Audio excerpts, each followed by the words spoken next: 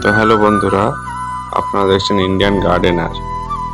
আজকে নিয়ে এসেছি কিছু ড্রাগন গাছের ভ্যারাইটি এবং গ্রোথ সম্পর্কে আলোচনার ভিডিও।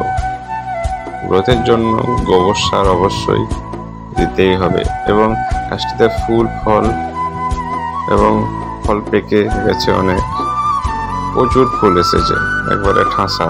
2.5 বছরে আমার গাছ, দেখুন ফল পেকে অব্দি রয়েছে।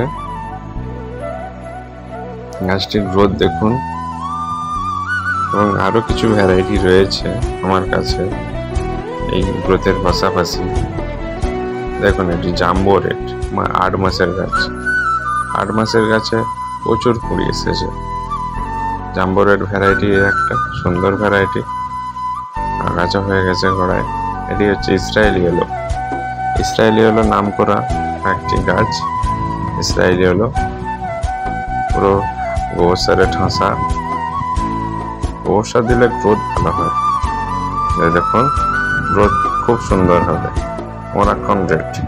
মোরাক্কন রেডের গোড়ায় একটি ফুল এসেছে এবং উপরে অনেক ফুল এসেছে এবং আগাছা হয়ে যাওয়ার কারণ অনেক গোবর সার এই বর্ষার জন্য আগাছা হয়ে যাচ্ছে।